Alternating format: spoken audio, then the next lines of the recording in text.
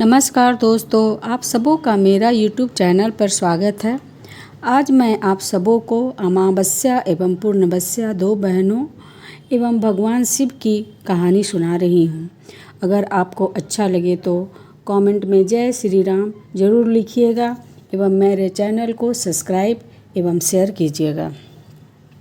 किसी राज्य में एक राजा रानी रहते थे। उनके दो बेटे एवं दो बेटियाँ थीं। उनकी एक बेटी का नाम अमावस्या एवं दूसरे का नाम पूर्णवस्या था। पूर्णवस्या बहुत ही धार्मिक विचारों वाली थी। वो हमेशा पूजा पाठ एवं घर के कार्यों में लगी रहती थी एवं गाय की सेवा करती थी, परंतु अमावस्या का पूजा पाठ में कोई रुचि नहीं था और ना ही घर के कार्यों में कोई रुचि था। वह राजकुमारी की तरह आराम से रहती थी और अपना काम भी महलों की दासियों से कराती थी। लेकिन दोनों बहनों में आपस में बहुत प्रेम था। लेकिन राजा रानी का व्यवहार पूर्णवस्या के प्रति अच्छा नहीं था। वह अमावस्या एवं दोनों पुत्रों से प्यार करते थे। धीरे धीरे समय बीत जाता है और उसके बच्चे बड़े हो जाते हैं और राजा अपने दोनों बेटों का विवाह कर देते हैं। उनकी दोनों बेटियां भी बड़ी हो जाती है। फिर सब राजा से कहते हैं कि इन दोनों का भी विवाह कर दीजिए। फिर राजा कहते हैं हाँ, विवाह तो करना ही है। तब रानी कहती है कि पूर्णवस्या का विवाह बड़े घर में मत कीजिएगा, क्योंकि उसे तो घर का कार्य करना पसंद है, गाय का सेवा करना पसंद है एवं पूजा पाठ करना पसंद है। अगर वह बड़े घर में जाएगी तो ये सब नहीं कर पाएगी, इसलिए उसकी शादी किसी गरीब घर में कर दीजिएगा। राजा कहता है ठीक है, और पूर्णवस्या के लिए एक गरीब घर का रिश्ता ढूंढने लगे और अंत में राजा ने एक गरीब घर में पूर्णवस्या का विवाह तय कर दिया। तब रानी ने कहा, महाराज, अमावस्या की भी तो विवाह के योग्य हो गई है, उसका भी रिश्ता तय कर दोनों बहनों का विवाह एक साथ कर दीजिए। राजा ने उसी गांव के राजा के बेटे के साथ अमावस्या का शादी भी तय कर देते हैं और रानी से आकर बताते हैं। यह जानकर रानी बहुत खुश होती है और अपने मन में यह कहती है कि अब देखते हैं पूर्णवस्या अब गरीब के घर में कैसे रहती है। बहुत पूजा पाठ करती है ना, भगवान उसका कितना साथ देते हैं। फिर समय आने पर राजा ने अपने दोनों बेटियों की शादी कर दी। अमावस्या को कन्यादान में बहुत सारा धन दिया, लेकिन पूर्णवस्या को कुछ भी नहीं दिया। पूर्णवस्या के भाई भाभियाँ उनसे बहुत प्रेम करते थे क्योंकि वह उनके हर एक कार्य में हाथ बटाती थी एवं सबों से मिलजुल कर रहती थी। परंतु अमावस्या अपने भाभियों पर रोब जमाती थी। फिर अमावस्या और पूर्णवस्या अपने अपने ससुराल चली गई। एक बार की बात है, अमावस्या ने अपने घर पर शिव चर्चा रखी। उसने सबों को बुलाया, लेकिन पूर्णवस्या को नहीं बुलाया। पूर्णवस्या अपने दरवाजे पर बैठी थी। तब गांव के औरतों ने कहा, तुम्हारी बहन के घर में शिव चर्चा है, तुम नहीं जाओगी? तब पूर्णवस्या कहती है, मैं नहीं जाऊंगी, क्योंकि अमावस्या ने मुझे नहीं बुलाया है, मैं कैसे जा सकती हूँ। पर गांव की औरतें ने कहा, क्या हुआ जो नहीं बुलाया, पूजा पाठ है, चलो हम लोगों के साथ। गांव की औरतों को बहुत बोलने पर पूर्णवस्या अपनी बहन के घर चले जाती है।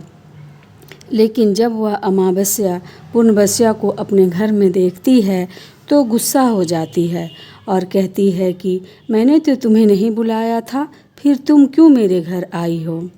पर अगर तुम आ ही गई हो तो चुपचाप एक जगह बैठो, मेरे घर में इधर उधर मत घूमना। उसने पूर्णवस्या एवं उसकी गरीबी का बहुत मजाक उड़ाया। यह सब सुनकर पूर्णवस्या के आंखों में आंसू आ जाते हैं। वह शिव गुरु से कहती है कि हे भगवान, मेरे साथ ऐसा क्यों होता है? क्या पूजा पाठ करना, गाय की सेवा करना, घर का काम करना पाप है? भगवान, मुझ पर दया करो। वह भगवान शिव के सामने प्रार्थना करते रहती है। शिव चर्चा समाप्त हो जाता है। अमावस्या ने सभी को प्रसाद दिया, परंतु पूर्णवस्या को प्रसाद नहीं दिया। वह खाली हाथ वापस चली गई और रास्ते में सोचती है कि घर पर बच्चे प्रसाद मांगेंगे तो मैं उन्हें क्या दूंगी। फिर वह सोचती है बहुत दिनों से उसने भाई भाभीयों से नहीं मिली है, क्यों ना मैं अपने उनसे मिल आऊं। फिर वह घर जाकर अपने पति और बच्चों को बताकर अपने मायके जाने के लिए निकल गई। चलते चलते रास्ता में उसे एक तुलसी का पेड़ मिलता है। उसमें वहाँ पर एक चबूतरा था। उस पर एक बूढ़ी माँ बैठे रहती है। जो तुलसी माँ रहती है से पूछती है कि बेटी तुम कौन हो और कहाँ जा रही हो। पुनबस्या ने अपना परिचय दिया।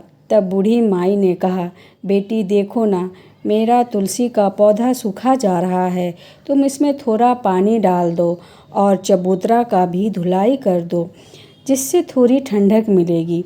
तब पुनबस्या ने चबूतरे को धोया, तुलसी की पूजा की एवं जल डाला एवं बूढ़ी माई को भी स्नान कराया एवं उनको पैरों को दबाया और पूछा, माई और कोई काम है क्या। बूढ़ी माई ने कहा, नहीं बेटी, और उसे खूब आशीर्वाद दिया और कहा, जाओ तुम अपने मायके, लेकिन लौटते समय मुझसे मिलकर जाना। तो उसने कहा, ठीक है माई। फिर चलते चलते उसे एक शिव मंदिर मिला। वहाँ भी एक चबूतरा था। वहाँ भी एक बूढ़े बाबा बैठे थे। वो कोई और नहीं, स्वयं भगवान शिव थे। लेकिन पुनबस्या ने उन्हें पहचाना नहीं। बाबा ने कहा, तुम कौन हो बेटी। पुनबस्या ने अपना परिचय दिया और पूछा, क्या बात है बाबा।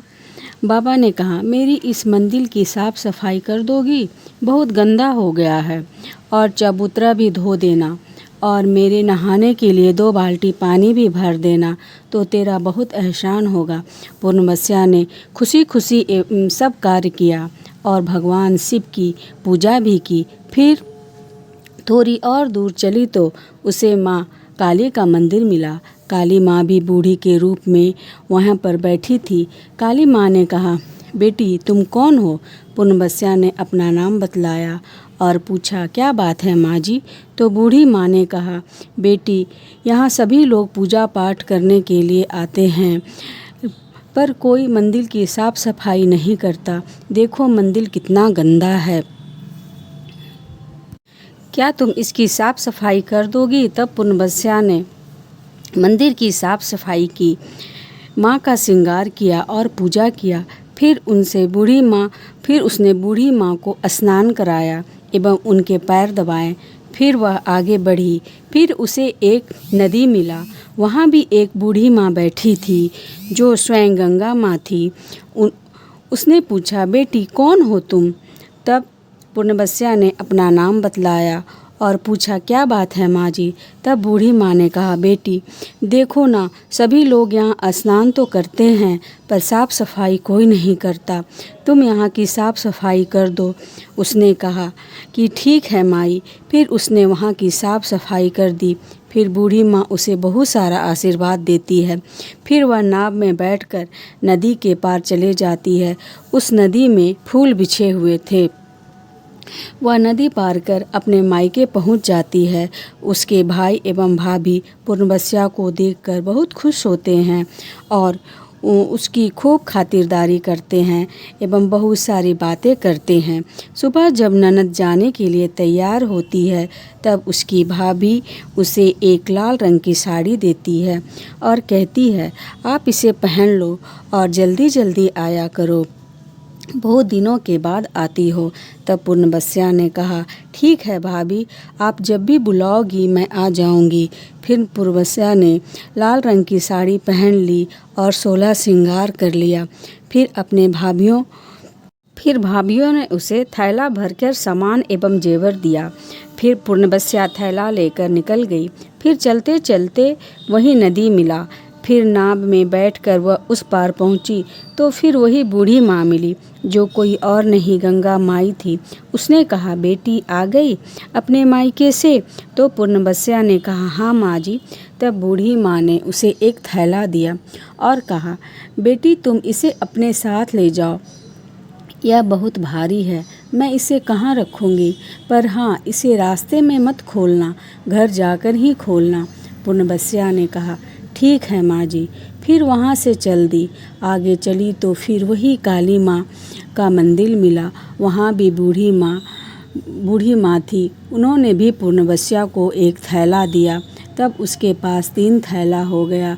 फिर वह थोड़ा आगे बढ़ी तो शिव मंदिर मिला। वहाँ भगवान शिव एक बाबा के रूप में बैठे थे। उन्होंने भी उसे एक थैला दिया। वो लेकर पूर्णबस्या आगे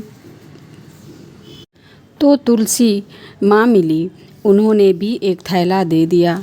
तब थैला को लेकर पूर्णबस्या घर पहुंची और वह 5 थैला खोलने लगी।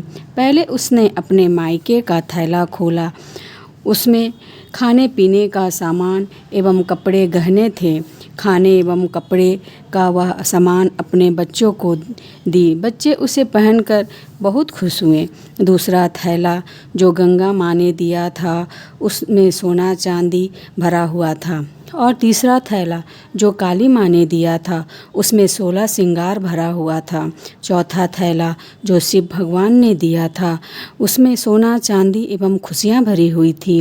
और 5वां थैला जो तुलसी माँ ने दिया था, उसमें सभी प्रकार का अनाज भरा था।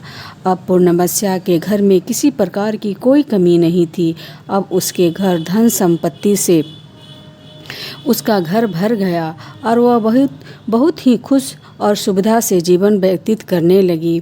फिर एक दिन पूर्णबस्या ने सोचा, क्यों नहीं मैं शिव चर्चा कराऊं। और उसने शिव चर्चा रखा और सबों को बुलाया और अपनी बहन अमावस्या के घर जाकर उसे न्योता दी। जब अमावस्या शिव चर्चा में पूर्णबस्या के घर आई तो उसने देखा कि उसके घर में काफ़ी धन दौलत एवं सुख सुविधा की सारी सुविधाएं हैं। तब अमावस्या ने पूछा, बहन तुम्हारे घर में इतना धन दौलत कहाँ से आया। तब पूर्णबस्या ने कहा, देखो बहन, तुमने शिव चर्चा रखी और मुझे बुलाया, फिर भी मुझे नहीं बुलाया। फिर भी मैं तुम्हारे घर गई, फिर भी तुमने मुझे प्रसाद नहीं दिया। तुम्हारे घर से आने के बाद मैं मायके चली गई। फिर उसने रास्ते में हुई सारी बातें अमावस्या को बतलाया। तब अमावस्या ने कहा, मैं भी जाऊंगी मायके, तुम भी मुझे डांटो और मुझे प्रसाद भी मत दो। तब पूर्णबस्या ने कहा, ये तो भगवान का प्रसाद है, मैं तो सबको दूंगी। लेकिन अमावस्या ने प्रसाद नहीं लिया और घर जाकर अपने पति एवं बच्चों से कहकर अपने मायके के लिए चल दी। चलते चलते उसे तुलसी माँ मिली। वह कहती है, बेटी जब उतरा धो दे और तुलसी में पानी डाल दे। तो अमावस्या कहती है, ए बुढ़िया, मैंने इतनी महंगी साड़ी पहनी है तो मेरी तो साड़ी ही गंदी हो जाएगी। यह बोलते हुए वो आगे बढ़ती है। तब शिवजी मिलते हैं। उनसे भी यही कहती है। उनके आगे माँ काली माँ मिलती है, उनसे भी यही कहती है। उसके बाद माँ गंगा मिली, उससे भी यही कहा। फिर नाव में बैठ गई जिसमें फूल के जगह कांटे थे जो उनके पैरों में चुभ रही थी। उसके बाद वह अपने मायके पहुंची। तब उसकी भाभियों ने उसे देखकर कहा, ये कहाँ से आ गई है। पूर्णबस्या के पास तो कुछ भी नहीं था, इसलिए उसे सब कुछ दिया, पर ये क्यों आई है। पर जब आ ही गई है तो बैठो, ये तो कुछ करेगी नहीं। पूर्णबस्या तो सारे कामों में हाथ बटाती है। अमावस्या खाना खाकर सो गई और सुबह उठकर बोली, भाभी मैं जा रही हूँ। तो भाभी बोली, ठीक है। तो अमावस्या बोली, भाभी आप लोग पूर्णबस्या को तो थैला दिए थे, मुझे कुछ भी नहीं। तब भाभी बोली, तुम घर जाओ, थैला तुम्हारे घर पहुंच जाएगा। फिर अमावस्या वहां से चल दी। फिर वह गंगा माँ के पास आई तो माँ गंगा ने कहा, बेटी तुम आ गई। तब अमावस्या ने कहा, आपने तो पूर्णबस्या को थैला दिया था, मुझे कुछ भी नहीं देंगे। गंगा माँ बोली, ठीक है तुम घर जाओ बेटी, मैं घर भिजवा दूंगी। इसी प्रकार माँ काली एवं शिव भगवान एवं तुलसी माँ ने भी कह दिया। जब वह घर पहुँची तो उसने देखा कि उसके आंगन में 5 थैला रखा हुआ है। वह बहुत ही खुश होती है और थैला खोलती है तो देखती है कि किसी में ईंट पत्थर तो किसी में सांप बिच्छू है। फिर उसने माथा पीट लिया और कहा, हे भगवान, मुझे मायके में भी कुछ नहीं मिला और इधर भी कुछ नहीं मिला। फिर अमावस्या दौड़कर पूर्णवस्या के पास जाती है और कहती है, तुम्हें इतना कुछ मिला और मुझे कुछ भी नहीं मिला। तब पूर्णवस्या कहती है, मैं जब मायके जाती हूँ तो भाभुओं के साथ मिलकर उनके कामों में हाथ बटाती हूँ, पर तुमने भाभी की कभी भी मदद नहीं की तो भाभी तुमको क्या देगी। गंगा माँ को तुमने ठुकरा दिया, शिव जी को, काली माँ को एवं तुलसी माँ को, सभी को तुमने ठुकरा दिया, इसलिए भगवान ने तुम्हें कुछ भी नहीं दिया। तब अमावस्या कहती है, बहन मुझे माफ़ कर दो, मैंने तुम्हारे साथ बहुत गलत किया है, लेकिन इसमें मेरा कोई दोष नहीं। पर कोई बात नहीं, मैं भी भगवान की भक्ति करके सब कुछ पा लूँगी। तब पूर्णवस्या कहती है, बहन तुम 3 सूत्र का ज्ञान ले लो। पहले सूत्र में दया मांगना, दूसरे सूत्र में चर्चा करना एवं तीसरे सूत्र में 108 बार नमः शिवाय का जाप।